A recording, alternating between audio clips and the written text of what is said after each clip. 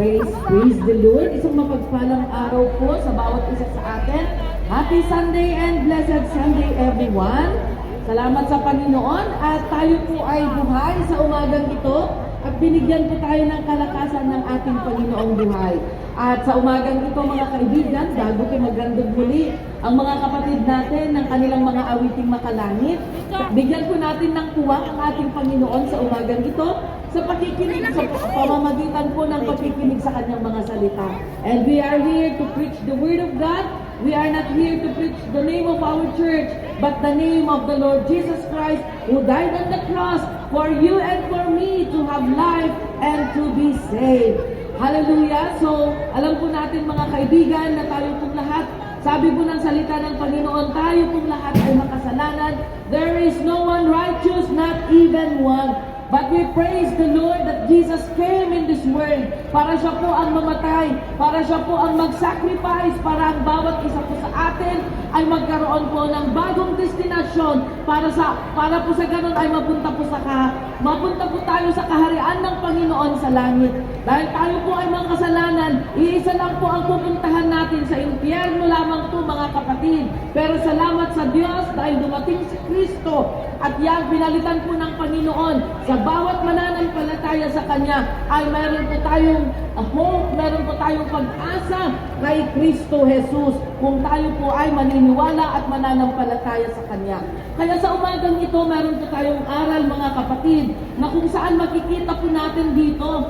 Alam niyo, ang Panginoon po ay mahabagin, ang Panginoon po ay mapagmahal, ang Panginoon po is very compassionate to each one of us. But you know, nagagalit din po ang Panginoon. At makikita po natin, kung babasahin po natin ang Bible, marami pong mga bagay ang nagawa ng mga tao ng Diyos noon in the Old Testament. At hanggang ngayon po, gusto ng Panginoon, kaya naisulat po sa Bible ang lahat ng ito para wag po natin ulitin.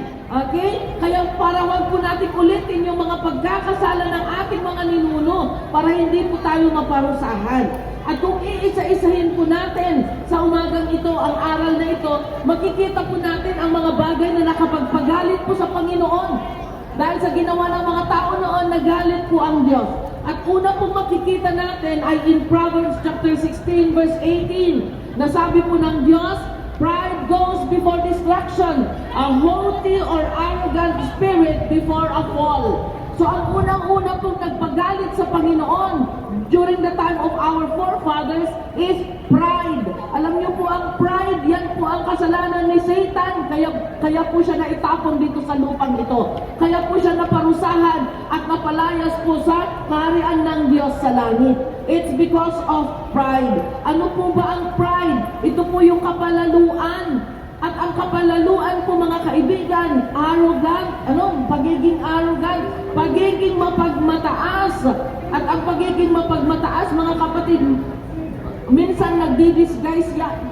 Hindi man po tayo nagyayakang, maaaring hindi tayo nagiging arrogant sa ating kapwa. Pero the mere fact mga kaibigan na hindi po natin binibigyan ng puwang ang Diyos sa ating mga puso, ito po ay isang senyales na meron po tayong kapalaluan or meron po tayong pride sa ating mga puso. Pero salamat sa Diyos dahil kapatid, ngayon pinapakita po ng ating Panginoon sa atin na ang pride po ay magdudulot ng kapahamakan or pagkawasak sa ating mga buhay. Magdudulot po ito ng kapahamakan. Ibabagsak po tayo dahil sa ating pagiging mapagmataas.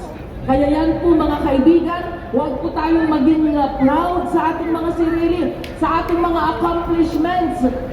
Kung pinagpapala po tayo ng Panginoon, marami po tayong nararating at mataas po ang nararating natin sa buhay, magpasalamat po tayo sa Diyos. Sabi ng Panginoon, when your wealth increases, do not forget the Lord. Kung payayamanin ka ng Panginoon, huwag po nating kalimutan, huwag po nating talikuran ang ating Panginoon. Dahil ang buhay po na wala si Kristo ay walang saysay mga kapatid. Kaya sabi niya dito, pride goes before destruction. Ang pagiging palalo ay magdudulot po or humahantong sa pagkawasak or pagkasira po natin. At ito po ang magbabagsak sa atin mga kapatid. Kaya kung meron po tayong mga complaints, o meron man po tayong mga pinagdadaanan sa ating mga buhay, idulog po natin sa ating Panginoon. Huwag po nating suluhin, huwag po nating isipin na kayang-kaya natin na isolusyonan ang mga problema natin sa buhay kahit wala po si Kristo. Hindi po natin kayang mabuhay, mga kapatid. Life without Jesus is useless. Life without Jesus is futile. So kailangan po natin nakilalanin po ang Diyos sa ating buhay at paglaanan po natin siya ng panahon. Ang pangalawa po na nagdudulot ng kapahamakan at ito po ay kinakagalit din ng ating Panginoon ay kung hindi po yung tamang daan ang ating sinusundan. Taking the wrong path will lead us to destruction. In Proverbs chapter 14 verse 12, it says here, there is a way that appears to be right, but in the end, it leads to death. May daanang akala natin ay matuwid or tama sa ating paningin, ngunit ito ay magdudulot sa atin o ito po ay magdadala sa atin sa ating kamatayan. Hindi po kamatayang literal, mga kaibigan, na tayo po ay malalagutan ng hininga. Pero ang kamatayan po na binabanggit natin ng Biblia ay yung kamatayang espiritual, yung mapapahiwalay po tayo sa ating Panginoon at ang buhay po natin ay mawawalan po ng saysay. Kaya sabi niya dito, dumaan tayo sa tuwid na daanan, yung daanan na ang Panginoon ang siyang gumagabay, ang daanan na patungo po sa kaharian po ng ating Diyos. At yan po ang sabi niya sa kanyang salita, that enter through the narrow gate, for wide is the gate that leads to destruction. Napakaluwag po ng daanan na naghumahantong sa kapahamakan. At ito po yung gustong-gustong puntahan ng mga tao dito sa mundong ito. Dahil sa luwang, pwede po lahat ng kasalanan. Dahil maluwang, kahit tumambling po tayo sa mga masasamang gawain, pwede. Pero ito po ay maghahantong po tayo, magre-resulta po tayo. Sa dulo po nito ay kapahamakan at kamatayan. Kaya sabi ng Panginoon, lumakad tayo, dumaan tayo sa makitid or makipot na daanan. Doon po maraming bawal, pero ito naman po ay hahantong sa kaligtasan at buhay na walang hanggan.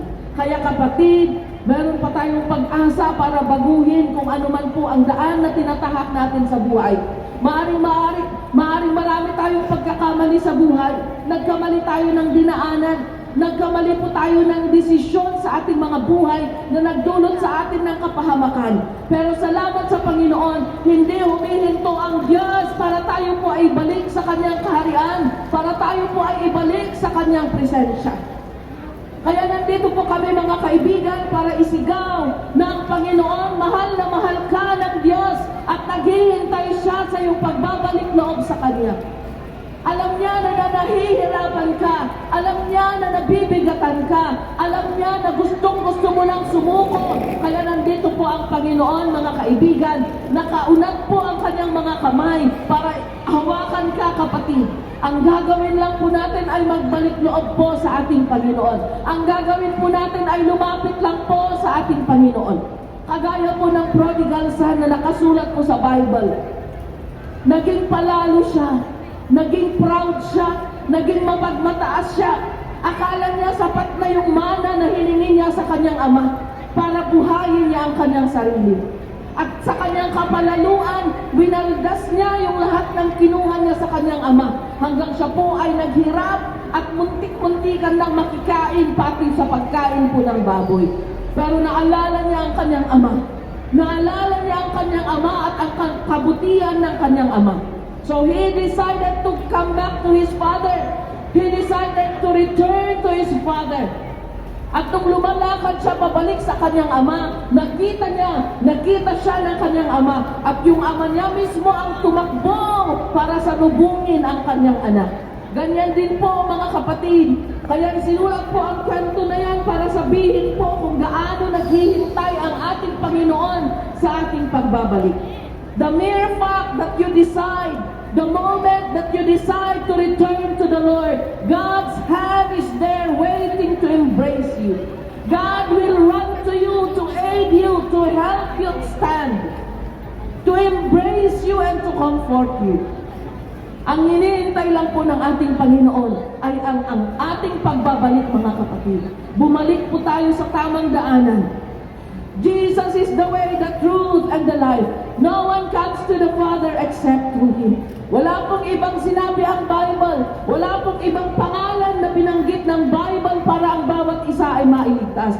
Hindi po relihiyon, mga kapatid. Even our church cannot save. Hindi po kami makakapagligtas. But Jesus can and Jesus will if we return to Him with a humble heart.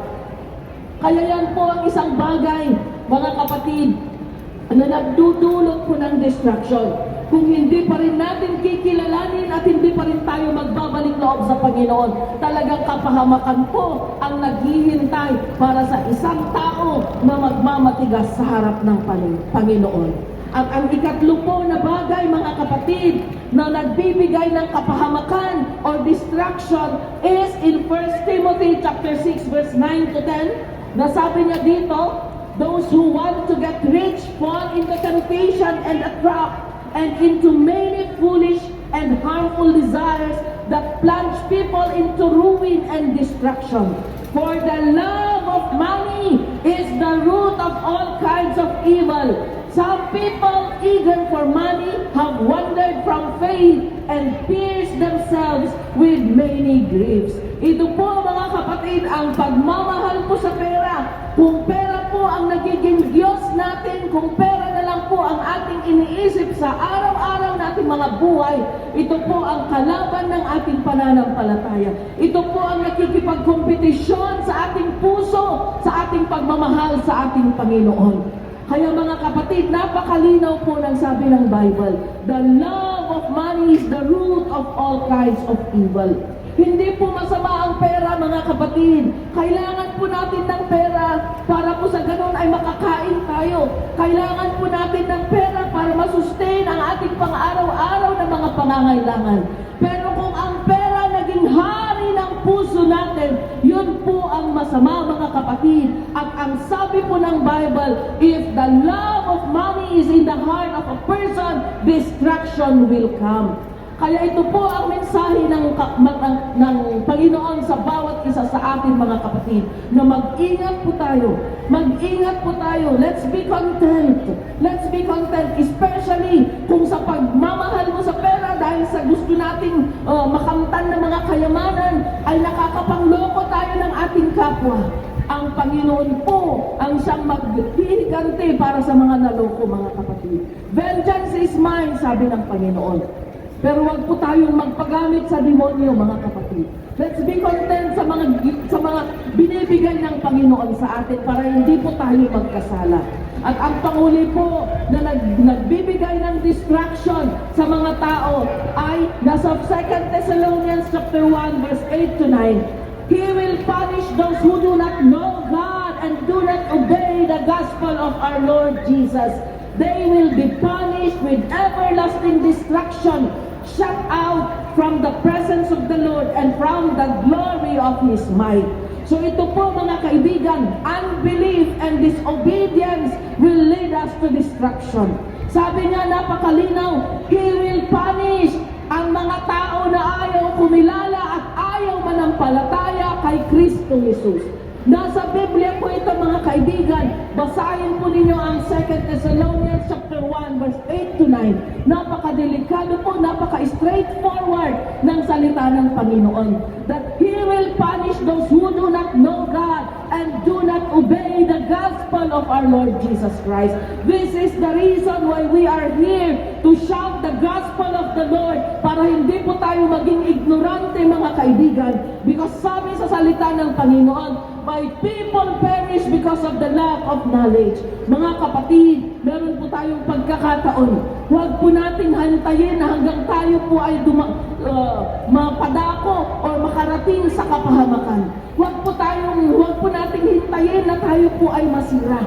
Ito po yung pagkakataon na ibinibigay ng Panginoon sa bawat isa sa ating, mga kapatid, para manumbalik po sa Diyos.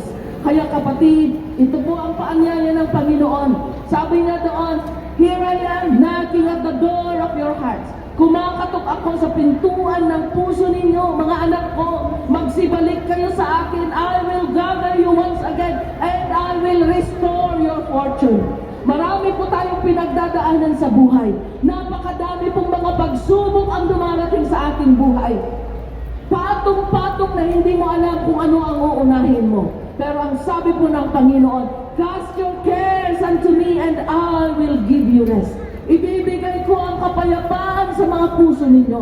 Kung ang Panginoon lamang ay makakapasok, hindi po trespasser si Jesus, hindi po siya makakapasok kung hindi mo siya pagbubuksan. Kaya ito po ang unang gagawin natin. Paanyaya po ni Kristo, hali kayo, sabi nga, hali kayo. At ako ay nandito lamang, naghihintay para sa inyo.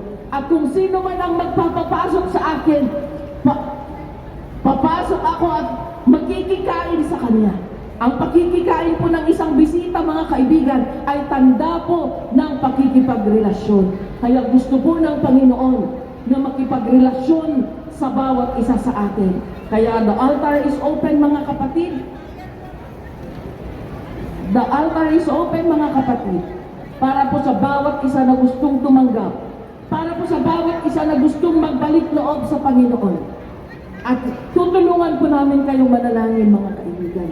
Huwag po kayong mahiya. Huwag po kayong matakot. Hindi po relihiyon ang aming sinasabi dito. Ito po ay relasyon para po sa ating Panginoon. Hallelujah. Hallelujah.